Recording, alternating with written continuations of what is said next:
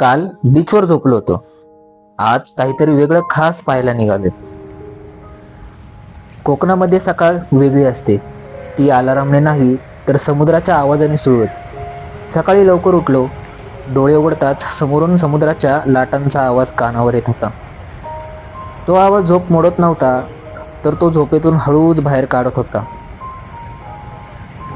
बीचच्या एका बाजूला पवनचक्की पार्क आणि दुसऱ्या बाजूला अभिमानाने उभा असलेला देवगड किल्ला. तो सीन पाहून एकच विचार आला, आजचा दिवस खास असणार आहे. आवरणं उरकलं, सामान आवरलं आणि आम्ही देवगड किल्ल्याकडे निघालो.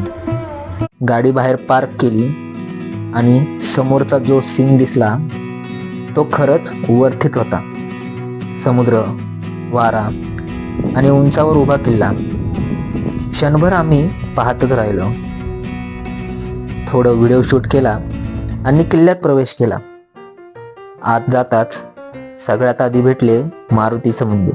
तो दिवस शनिवार होता. मग काय, मनापासून दर्शन घेतलं.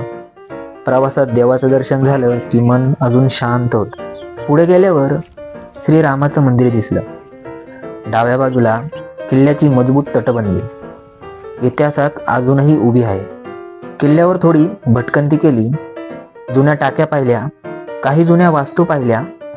त्या जागा बोलत नव्हत्या, पण बरंच काही सांगत होत्या. किल्ला पाहून आम्ही पुढच्या लोकेशनकडे निघालो, पण तो प्रवास पुढच्या व्हिडिओत पाहूया.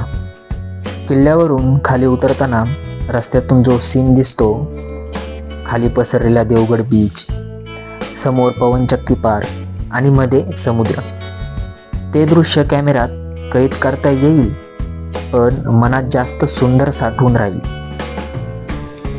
काही ठिकाणं ही फक्त पाहायची नसतात, तर ती अनुभवायची असतात. व्हिडिओ आवडला असेल तर चॅनलला नक्की लाईक, शेअर आणि सबस्क्राईब करा. धन्यवाद. भेटूया पुढच्या व्हिडिओ.